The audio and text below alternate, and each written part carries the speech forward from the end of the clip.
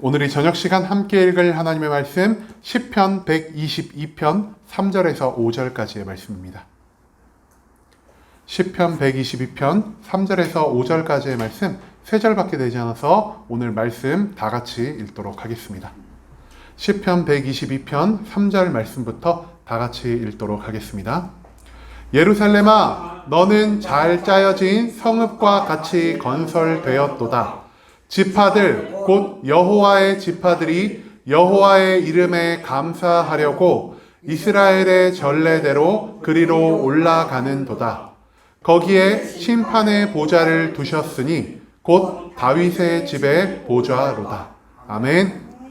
이 시간 우리는 하나님의 성이라는 제목을 가지고 오늘 우리가 읽은 하나님의 말씀 함께 나누는 시간 갖도록 하겠습니다.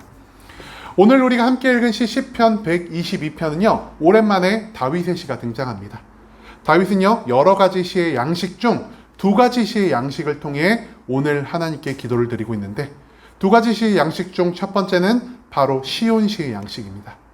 하나님이 거하시는 그 거룩한 성 시온을 향한 찬양과 감사의 노래가 시온 시의 양식이다 할 수 있겠고요. 두 번째 양식은 순례 시의 양식입니다. 우리 저번 주 순례시에 대해서 굉장히 많이 나왔죠. 내가 고향을 떠나 나의 1차적인 목적지 하나님의 성전으로 들어간 다음 다시 나의 고향을 향해 이 세상을 계속 돌아다니는 그러한 삶을 가진 자들이 순례자라고 말씀드렸습니다. 그리고 이 순례시의 양식은 순례자에게 힘을 주고 순례자에게 위로를 주고 순례자의 발걸음을 인도하시는 하나님을 향한 감사의 찬양이라고도 할 수 있겠습니다. 오늘 122편에서 시인은 순례의 첫 번째 목적지인 하나님의 거룩한 성읍에 도착하여 이 성읍을 향해 하나님을 찬양하고 있다는 것을 우리가 발견할 수 있습니다. 그렇다면 시온성에 도착해서 시인이 느낀 것이 무엇인지, 시인이 하나님을 향해 어떠한 것을 찬양하는지 오늘 말씀 한 절 한 절 찾아오며 함께 알아보는 시간 갖도록 하겠습니다. 먼저 본문의 3절 말씀입니다. 시인은 이렇게 기도합니다. 예루살렘아, 너는 잘 짜여진 성읍과 같이 건설되었도다. 시인은 자기 고향을 떠나 순례의 첫 목적지였던 예루살렘 성전, 하나님이 거하시는 시온성에 도착하게 됩니다. 그리고 시온성에 도착하자마자 시인은 예루살렘을 보고 큰 감탄사를 내뱉는데요. 그 감탄사가 무엇이냐? 예루살렘아, 너는 잘 짜여진 성같이 건설되었도다란 말입니다. 잘 짜여진 성읍 같다라는 말이 무엇을 의미하겠습니까? 이 도시가요, 정말 지혜로운 사람에 의해 계획대로 건설된 도시고요. 이 도시가 굉장히 뛰어난 설계사의 설계에 의해서 건축된 완벽하고도 완전한 도시임을 뜻하는 겁니다. 잘 짜여진 도시이기 때문에 수많은 사람들이 예루살렘 성전에 거할 수 있고, 잘 짜여진 도시이기 때문에 아무리 많은 외적이 쳐들어와도 예루살렘 성전은 흔들림이 없는 강한 보호의 능력을 가지고 있는 성읍이란 거죠. 하나님이 함께 하시는 잘 짜여진 성읍 예루살렘은요, 인간들에게 없어서 부족함이 없는 장소입니다.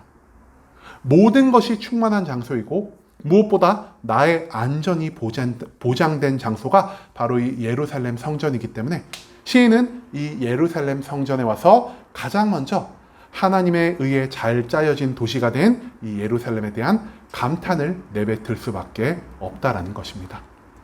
그리고 4절 말씀에서 시인은 이렇게 기도합니다. 지파들 곧 여호와의 지파들이 여호와의 이름에 감사하려고 이스라엘의 전례대로 그리로 올라가는도다. 많은 사람들이 이스라엘의 절기마다 6월절이나 77절이나 장막절 같은 절기들마다 이 예루살렘 성전에서 방문해 이곳에서 하나님께 제사를 올려드립니다. 그런데 많은 사람들이 예루살렘을 방문하며 몇 가지 소망을 가지고 있습니다. 그리고 그들의 소망은 우리가 오늘날 교회와 예배에 나오는 소원과도 그렇게 큰 차이를 보이지 않습니다. 우리가 왜 교회에 나올까요? 우리가 주일에도 이 질문을 한번 드렸던 것 같은데, 우리가 교회에 나오는 이유, 어떤 분은 주일 예배 때 정말 믿음이 좋으셔서 저는 하나님을 믿으러 나와요, 이렇게 말씀하신 분도 계셨는데, 사실 정말로 하나님을 믿기 때문에, 정말로 하나님을 사랑해서 예배를 사모함으로 이 자리에 나오는 사람보다 내가 예배를 나오면은 하나님이 나에게 조금 더 많은 축복을 주지 않으실까? 내가 이 교회에 나오면 나의 삶에 있는 여러 가지 문제들이 해결되지 않을까라는 이러한 소망을 갖고 우리가 예배의 장소로 나올 때가 훨씬 많다라는 거죠. 이 당시 이스라엘 백성들도 마찬가지였습니다.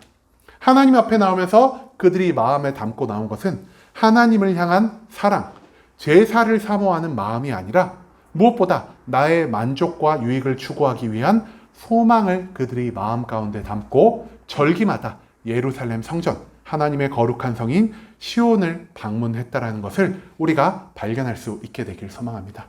하지만 시인은 예루살렘을 개인의 만족과 유익을 위해 방문한 여느 성도들과 다른 목적으로 방문했다라는 것을 우리가 이 4절 말씀 속에 찾아볼 수 있는데요.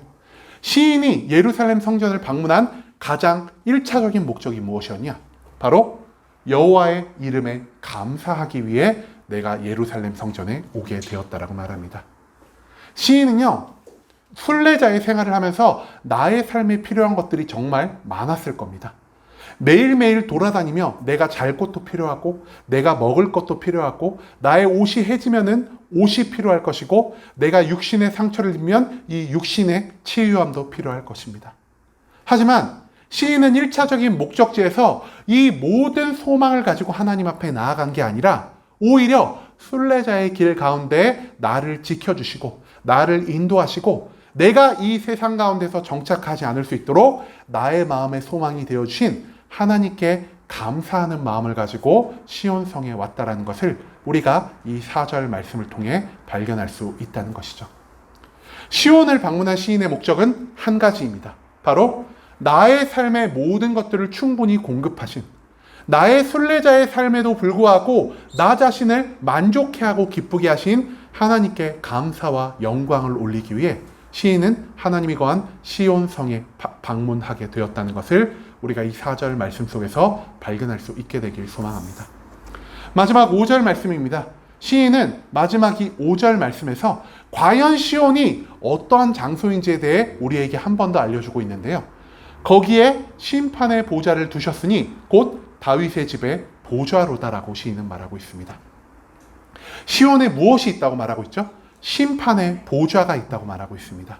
즉 시온성에 계신 하나님, 시온성 가장 높은 곳에 앉아 계신 하나님이 그곳에 계신 목적은 바로 심판하기 위함이라는 겁니다.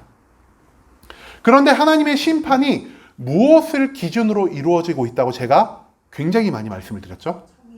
네, 기억하시는 분이 계시네요.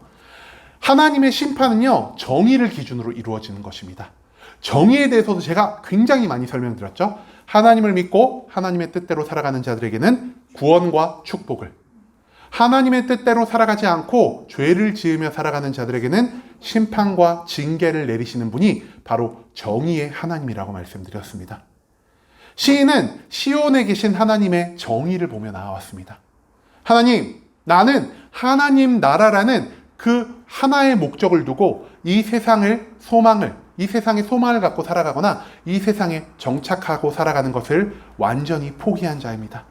내가 오직 하나님을 보고 살아갔기 때문에 하나님의 정의로움에서 나오는 그 은혜와 그 구원과 그 축복을 내가 마음껏 누리기 위해 이 시온성에 나왔습니다. 시인은 지금 나의 순례자의 삶으로 인해 시온성에 방문한 것이 굉장히 큰 기쁨과 즐거움이 될 수 있었습니다. 왜냐? 하나님의 뜻대로 살아가는 사람들에게는 정의로운 하나님이 축복과 구원을 허락하시기 때문입니다. 순례자에게 있어서 시온성은 기쁨의 장소이고 즐거움의 장소입니다. 하지만 하나님을 믿지 않고 하나님이 미워하시는 온갖 죄악을 저지르는 사람들에게 있어서 이 시온성은 어떤 장소가 될까요?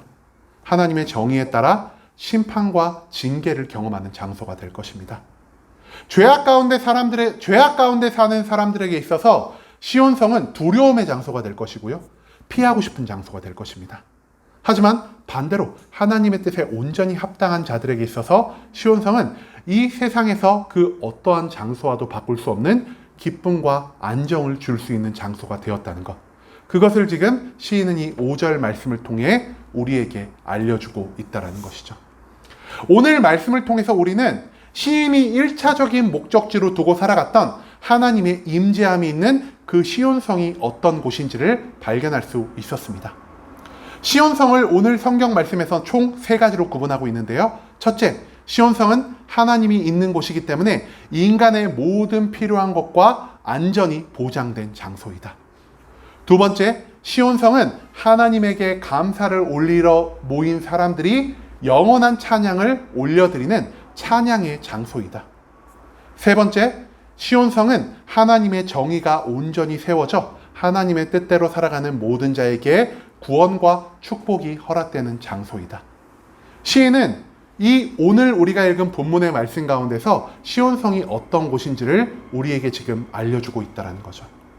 하나님이 함께 하시기에 가장 완전한 장소, 기쁨의 찬양이 넘치는 장소, 그리고 축복과 구원이 넘치는 장소가 바로 이 시온이 되었기 때문에 시인은 순례자로 살아가는 나 혼자만 이 시온을 방문하는 것이 아니라 시인과 마찬가지로 이 세상에서 정착하지 않고 영원한 하나님 나라를 향해 살아가는 순례자와 같은 우리 모든 성도들에게 하나님의 시온으로 나와 시온에서 예비된 모든 기쁨과 즐거움을 함께 누리자라고 우리에게 요청하고 있는 겁니다. 그런데 여기서 문제가 생깁니다. 아까 시온성이 어디라고 말씀드렸죠? 거룩한 성 예루살렘이라고 말씀드렸습니다. 그런데 우리가 예루살렘을 그렇게 방문을 할 수가 있을까요? 방문을 할 수가 없습니다. 예루살렘을 방문할 수 없는 우리는 그럼 하나님의 시온성의 이 큰 잔치에 참여할 수 없는 자가 될 것일까요?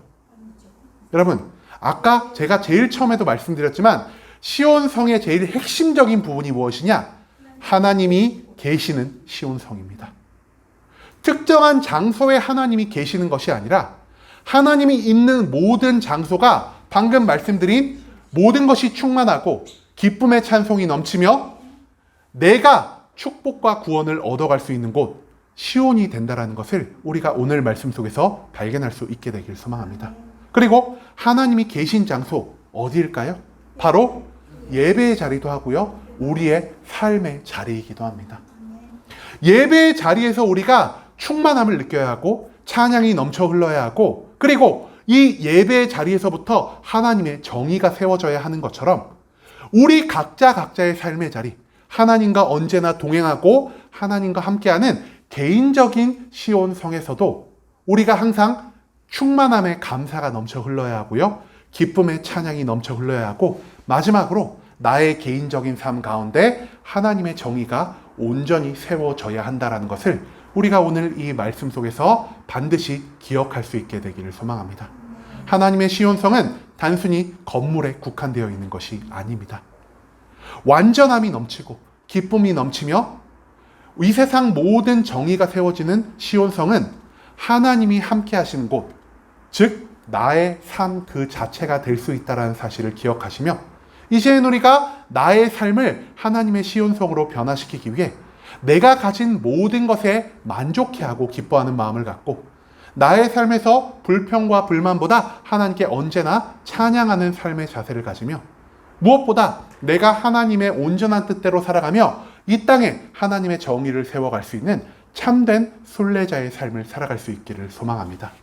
이제는 우리의 삶이 하나님이 모두 거하시는 시온성이 될 수 있도록 우리 성도님들이 하나님의 온전한 순례자가 되길 간절한 마음으로 소망하겠습니다.